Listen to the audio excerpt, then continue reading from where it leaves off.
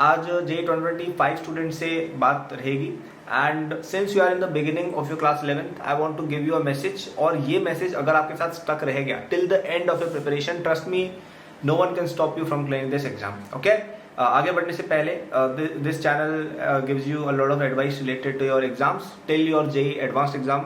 हम यहाँ पे बातें करेंगे आपसे, मेंटरशिप गाइडेंस वगैरह सारी। सो सब्सक्राइब आप कर लीजिए, नोटिफिकेशन दबा लीजिए। ओके, ऑल्सो हमारा एक J225 का कोर्स भी चलता है जिसपे 31 मई तक आपको अप टू 50% डिस्काउंट मिल रहा है। डिस्क्रिप्शन में जाके आप ऐप या वेबसाइट से उसको ले सकते हैं। इस कोर्स में वो सब कुछ है जो आपको अपनी 2 ईयर की प्रिपरेशन में रहेगा। आप उसको as a stand alone material भी यूज कर सकते हैं। आप किसी कोचिंग में जाते हैं तब भी वो आपके लिए यूजफुल है। ओके, इस कोर्स में आपको जो भी चाहिए अपनी प्रिपरेशन के लिए, test series with solutions, questions with solutions, lectures, everything is there including from me and from other IITians and from a lot of other faculties, जिससे आपको बहुत ही अच्छा सीखने को मिलेगा। सारी डिटेल्स डिस्क्रिप्शन में लिंक पे मिल जाएगी, आप देख सकते हैं। 31 मई तक ही आपको इसे लेना है, उसके बाद प्राइसेस बढ़ जाएंगे। ओके, सो क्या है वो चीज़ जो आपको समझनी बहुत इंपॉर्टेंट है अभी।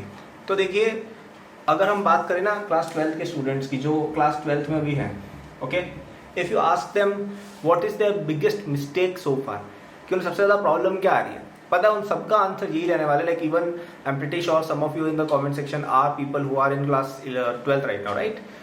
If I ask you what is the biggest mistake that you have made, उनमें से 90% लोग यही बोलेंगे कि हमारी क्या कि हमने 11th वेस्ट कर दी। ये सबसे बड़ा लोगों का रिग्रेट रहता है। ठीक है, अब हो सकता है, देखो अब यहाँ पे 2 तरह के स्टूडेंट्स होंगे। पहले तो वो स्टूडेंट्स होंगे जो अपनी 11th को एक्टिवली वेस्ट कर रहे हैं, इन द सेंस कि वो अभी तक अपने जेई वाले माइंडसेट में आए नहीं है और वो अभी तक अपने 10th वाले माइंडसेट में चल रहे हैं कि हाँ ठीक है, हाँ ऐसे चलेंगे, हो जाएगा। पहले तो वो स्टूडेंट्स हैं। दूसरे वो तरह के स्टूडेंट्स हैं who are kind of motivated, ठीक है, they are aware of these things but still they are doing it wrong. Okay, मतलब बहुत ही कम बच्चे होते हैं जो 11th को सीरियसली लेते हैं और करेक्ट वे में सीरियसली लेते हैं। तो हम दोनों की बात करेंगे। तो पहले तो वो बच्चे जो एक्टिवली एग्जाम पे फोकस नहीं कर रहे हैं। तो देखिए, कई स्टूडेंट्स मुझसे इस तरह के सवाल पूछते हैं कि क्या इतने घंटे पढ़ना सफिशिएंट है? क्या मैं दिन में 8 घंटे पढ़ के एग्जाम निकाल सकता हूँ? क्या मैं XYZ एक्टिविटी और करता हूँ? मैं क्रिकेट खेलता हूँ, मैं जिम जाता हूँ, मैं गेमिंग करता हूँ, मैं मूवीज देखता हूँ, कुछ भी है, XYZ मेरे दोस्त हैं, क्या इन चीज़ों के साथ साथ मैं एग्जाम क्लियर कर सकता हूँ? And my answer to that question is कि ये आपकी जो अप्रोच है ये बाय इटसेल्फ गलत है। वाई? बिकॉज जो स्टूडेंट सच में ये एग्जाम क्लियर करने वाला है या जो स्टूडेंट सच में पढ़ने वाला होता है ना, उसको इससे मतलब ही नहीं होता है कि ये सब चीज़ें दुनिया में चल रही है। उसके लिए ये सब चीज़ें एग्जिस्ट ही नहीं करती है। That person is so lost in his or her preparation that they can not fathom anything else in the world. Okay, उनको अवेयरनेस ही नहीं होती है कि अच्छा ऐसी भी चीज़ कोई चल रही है। The only thing they care about is to study their concepts, get more marks and get ahead, क्योंकि उनके दिमाग में वही चलता है। मतलब उनको इतना फ्री टाइम मिली, उनके दिमाग में थॉट ही नहीं आ रहा है। आप समझ रहे हो? मतलब this is a next level. जैसे मैं आपको एग्जांपल देता हूँ, जैसे आप एक मूवी थिएटर में बैठे हो, राइट, और आपकी एक फेवरेट मूवी गई, वो आप चल रही है, आप देख रहे हो। उस मूवी के बीच में आपको कोई डिस्टर्ब करके बोले कि अरे क्रिकेट खेलने चलते हैं, अरे ये करने चलते हैं, आप जाओगे? नहीं। Why? Because you are so engrossed in that activity that you can not think of anything else, right? तो कहीं ना कहीं एक वैसी ही चीज़ यहाँ पे होती है कि वो स्टूडेंट्स इतने ज़्यादा डेडिकेटेड होते हैं अपनी स्टडीज़ को लेके, इतने ज़्यादा एनग्रॉस्ड होते हैं in the material that they can not think of anything else. Okay, उनको और कोई थॉट ही नहीं आता है। तो आपके अंदर अगर वो वाली चीज़ है ही नहीं कि आपको ऐसा पूछना पड़ रहा है कि जब मैं इतने घंटे पढ़ लूँ, तो भाई वो गलत जा रहे हो आप you are not thinking the right way. जो ट्रू जेई एस्पिरेंट होता है ना, जब जो कोई भी ट्रू स्टूडेंट है किसी भी एग्जाम का, उसके दिमाग में यही थॉट आता है यार कि अच्छा यार ये वाला कॉन्सेप्ट मैंने समझ लिया, अब नेक्स्ट चीज़ पढ़ते हैं। अच्छा ये वाली मैंने बुक कर लिया, अब नेक्स्ट वाली करते हैं। अच्छा ये वाला मॉड्यूल में से हो गया, चलो एडवांस वाली प्रॉब्लम बनाते हैं। वो ऐसे सोचता है और फिर जब दिन खत्म होता है तो अरे यार 12 घंटे पढ़ाई होगी आज। तो वो होती है प्रिपरेशन। जैसे मेरी जब प्रिपरेशन थी जेई में, तब मैं सुबह से स्टार्ट करता था, रात तक मैं पढ़ते ही चला जाता था। मेरे पेरेंट्स मुझे बोलते थे कि अरे आप बहुत ज़्यादा पढ़ाई होगी। क्यों?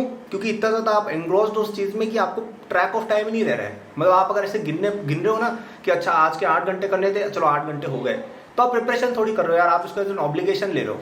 आप इसको आपने इंटरनलाइज नहीं किया अपनी प्रिपरेशन को, right? And with that kind of an attitude you simply can not clear the exam. तो पहली चीज़ तो ये कि your JEE should be your everything. मतलब आपके लिए जब तक ये सब कुछ नहीं बन जाएगा ना, तब तक आप नहीं कर पाओगे, क्योंकि ऐसे लाखों स्टूडेंट्स हैं जिनके लिए इनका सब कुछ है और सेलेक्ट होने वाले हैं 10,000। तो 1 लाख बच्चे ऐसे इंडिया में है जो अपना सब कुछ इस एग्जाम को ही दे रहे हैं, जिनके लिए और कोई थॉट ही नहीं है दुनिया में, एग्जिस्टेंस में। आप उन लोगों से, मतलब आप सोचो ना, ऐसे ऐसे बच्चे हैं जो अपना शहर छोड़ के कोटा में 11th क्लास में पढ़ रहे हैं, वो पूरे टाइम पढ़ाई के एटीट्यूड से ही सराउंडेड है। उनके चारों, उनके हॉस्टल से लेकर, उनकी क्लास से लेकर, पीयर ग्रुप, सब जगह पर केवल स्टूडेंट्स हैं जो प्रिपेयर करें कॉम्पिटेटिव एनवायरनमेंट में। और आप यहाँ पे ऐसे सवाल पूछ रहे हो कि मैं 6 घंटे पढ़ लूँ, मैं जेई निकाल लूंगा। क्या भाई, एक ऐसा बच्चा बैठा है जो पूछ नहीं रहा है, उसने 16 घंटे पढ़ ली, उसको पता ही नहीं, ट्रैक ऑफ टाइम नहीं है उसको। वो बच्चा क्लियर करेगा कि ये बच्चा करेगा जो पूछ रहा है कि मैं 6 घंटे पढ़ लूँ क्या, right? So this is one thing which you must internalise कि this is your everything for the next 1 year 2 years। Okay, अगर आप ये एटीट्यूड नहीं इंटरनलाइज कर पा रहे हो then probably this exam is not for you. You should prepare for some other thing, board की तैयारी कर लो या जो भी है वो कर लो। एंड हमारे कोर्स में तो डेफिनेटली मत आना, ठीक है, क्योंकि ऐसे बच्चे हमें चाहिए ही नहीं जो इस तरह का पैसिव एटीट्यूड रखते हैं एग्जाम को लेकर, ठीक है। So that is one aspect of class 11th कि आप एक्टिवली क्लास 11th को वेस्ट कर रहे हो, ठीक है। So I hope I have given you enough of a lecture to stop doing that. And second आता है कि यार हम पैसिवली 11th को वेस्ट कर रहे हैं, मतलब क्या कि हम मोटिवेटेड तो है, जिसमें आपको बोला ना कि आप एग्जाम को लेकर बहुत ज़्यादा मोटिवेटेड हैं कि आपको हमेशा बस यही थॉट रहता है कि मैं ज़्यादा कैसे पढ़ पाऊँ। अगर आप इस तरह का एटीट्यूड रखते भी हैं तब भी कई सारे स्टूडेंट्स गलत तरीके से अपनी 11th पढ़ रहे हैं और इनडायरेक्टली वो वेस्ट कर रहे हैं। कैसे? उनकी सही अप्रोच नहीं है एग्जाम को लेकर। सही अप्रोच क्या होती है? तो देखिए, जेई प्रिपरेशन के लेवल्स में होती है। तो सबसे पहले क्या आपका बेस बनता है, ठीक है। ये क्या हो गया, इसमें आपका एनसीईआरटी आ गया, आपके क्लास में जो लेक्चर्स पढ़ाए जा रहे हैं उनकी एक बेसिक लेवल अंडरस्टैंडिंग हो गई, आपके नोट्स की बेसिक लेवल अंडरस्टैंडिंग हो गई। ये आपका बेस है, ठीक है। एक्सरसाइज 1 हो गई शीट के, जैसे हमारे क्या कोचिंग में बुकलेट में थी, उसमें एक्सरसाइज 1 एक सिंपल एक्सरसाइज होती थी which is just for revising या अंडरस्टैंडिंग कॉन्सेप्ट। तो ये अपना बेस हो गया।